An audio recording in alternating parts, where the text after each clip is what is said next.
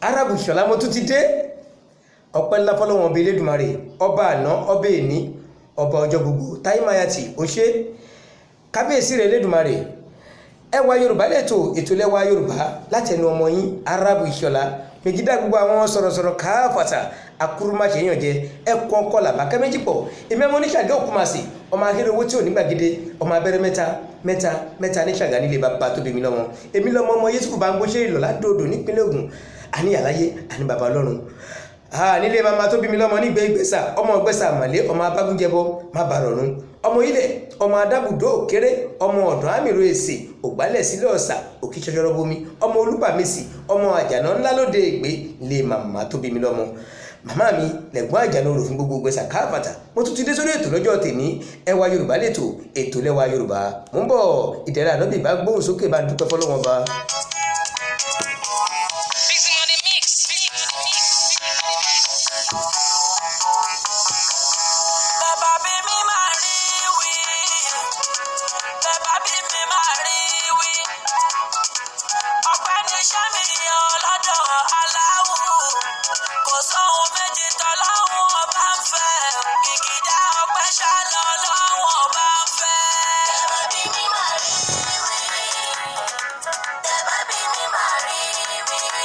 Bẹ́ẹ̀ bá bí mi máa rí wí àrí bẹ́ẹ̀ bá bí mi máa rí sọ mi ò ní ohun méjì fọlọ́wọ́n ọba Elédùmarè bí ò ṣọpẹ́ bí mo rò kà bí mo ṣẹ̀bà bí mo ṣe rẹ́ẹ̀sì bí mo ṣe jọ̀lọ́fù ráìsì kò sí ohun tọ́lọ́wọ́n bá kúkú gbà lọ́wọ́ mi àyàfi ọpẹ́ ìdẹ́rẹ́ ànábì ò ṣe mo dúpẹ́.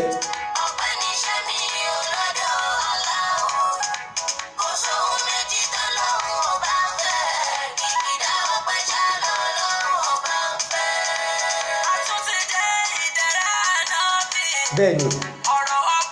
Arab mo tún ti dé mo dé ọpẹ́ ní tèmi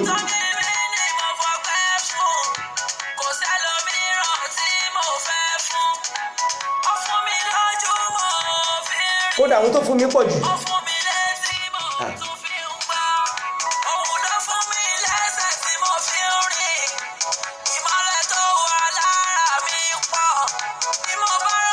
appreciation ní tèmi ọpẹ́ ní kọ́lọ́wọ̀n ọba Elédùmarè lórí ètò mi ètò yín ètò gbogbogbò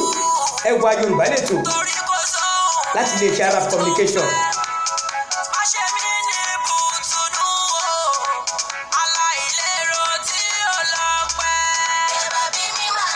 Tẹ́ bá bí mi máa rí yìí.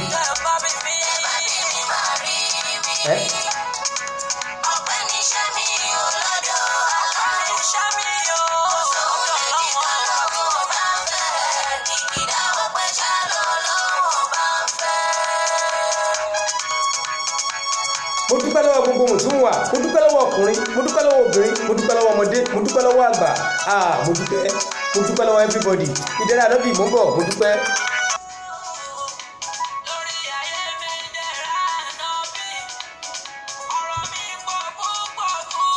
ọ̀rọ̀ mi pọ̀ púpọ̀ ṣebí èyí ni ọjọ́ karùn-ún oṣù kejìlá ọdún 2021 ọjọ́ àìkú ó dìjẹ́jọ́ lọ́jọ́ tèní tí mo ti ń pariwo Arab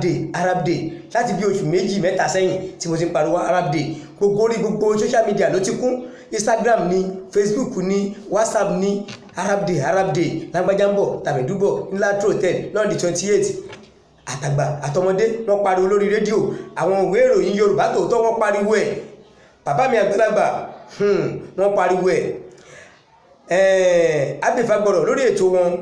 ní Sunday lórí ètò wọn níjọ́ Wednesday wọ́n pariwo ẹ̀ bákan náà afẹ́fẹ́ ọ̀rọ̀ àwọn náà pariwo ètò yìí pé Arab Day lọ́ndì 28 gbogbo wọn náà pariwo ẹ̀ gbogbo àwọn èyí tèmi pátápátá ẹ̀yin ọ̀gá mi mo dúpẹ́ lọ́wọ́ yín ọpẹ́ pátápátá mo dúpẹ́ ẹ ṣé mo dúpẹ́ tálẹ́mí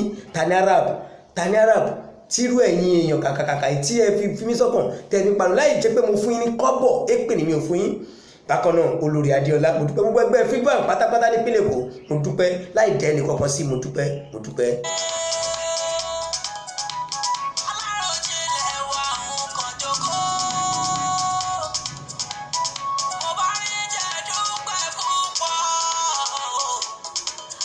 nígbà tí mo pilẹ̀ ètò yìí pé mo fẹ́ ṣe prógámù yìí Arab Day mi ìkúkú ní kọ́bọ̀ lápò mi ní sísì mi ní pínì kódà mi ní lákàntì mo ti ń rò pé Arab Day ẹ jẹ́ kí n tiẹ̀ ṣe kémi náà celebrate àwọn ọjọ́ kan fáwọn olólùfẹ́ mi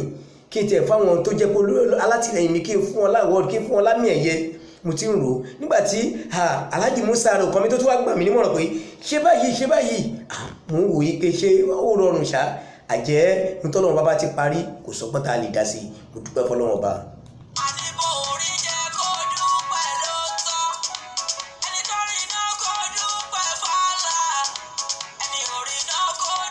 a bẹ̀rẹ̀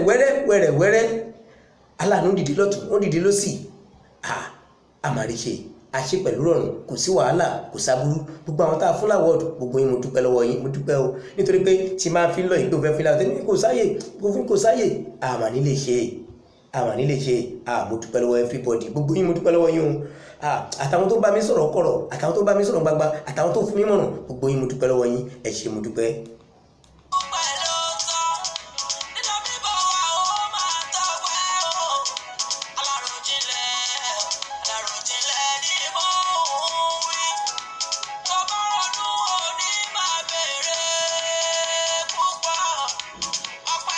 ó ṣé mo dúpẹ́ ìdẹ̀ra ànábì ó ṣé mo dúpẹ́ àdúrà wa gbà ìdẹ̀ra ànábì náà kúkú wá lọ́jọ́ ọjọ́ náà ó wà lọ́ọ̀dì 28 àwọn náà kọrin kí n ṣówó láfi pè wọ́n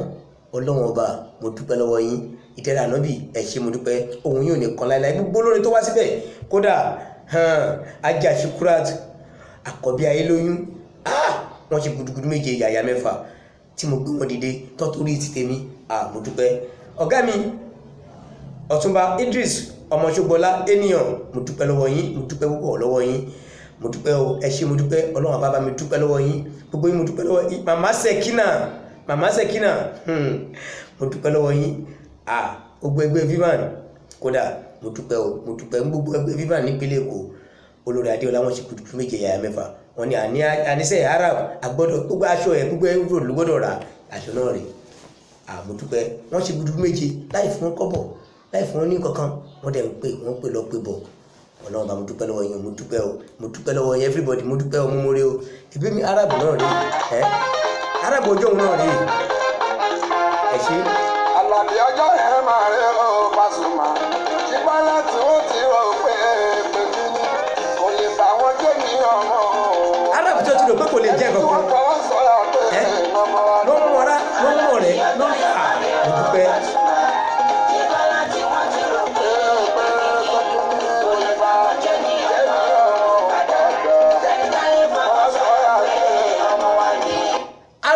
Rẹsẹ̀ ọjọ́ ẹ̀ lọ́jọ́ òun lọ́jọ́ kọkànlá ọjọ́ kẹrìndínlógún on the 16 November ni wọ́n kú bí wa sáyé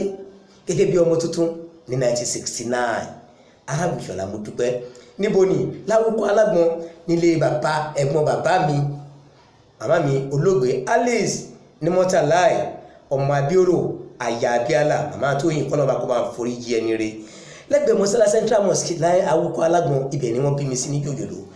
ní ìyá mi ń dààmú bàbá mi ń dààmú lórí mi pé a bímọ tuntun wọn kò mọ ohun tó náà fẹ́ yà ó fẹ́ yìí ni ó fẹ́ kú ni pẹ̀lú gbogbo ohun tí àwọn òbí mi fojú rí lásìkò ìgbà náà pé ọmọ yìí ṣé ó lè dàgbà jà ṣé ó lè ṣe kíní nítorí pé Ọlọ́run bá dára ọwọ́ ẹ̀ lásìkò ìgbà náà Arab náà jẹ́ ó ń yí lọ wẹ́rẹ́wẹ́rẹ́ Arab ọjọ́ náà rèé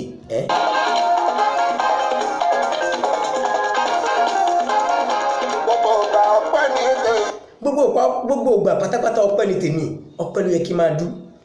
lọ́dún yẹn lọ́hùn nígbà tí mo ń tẹ̀lé bàbá mi ní kékèké mo ń tẹ̀lé wọn nígbà tí mo ṣe wà kékeré mo ń tẹ̀lé wọn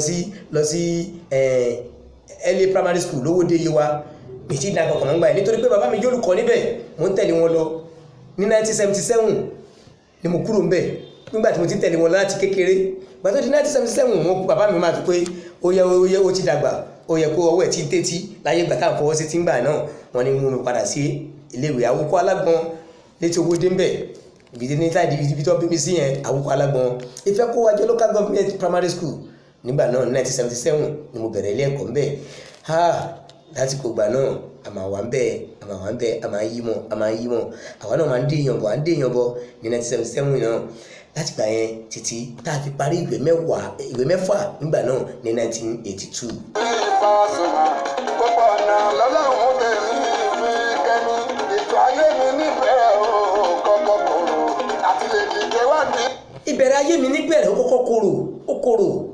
nígbà tí mo wà lóko ń lo ó korò gan fáwọn òbí mi ṣé mi ò kú dákan mọ̀ nígbà ìròyìn tí mo gbọ́ ó korò kí n tó rí pé mo yí dá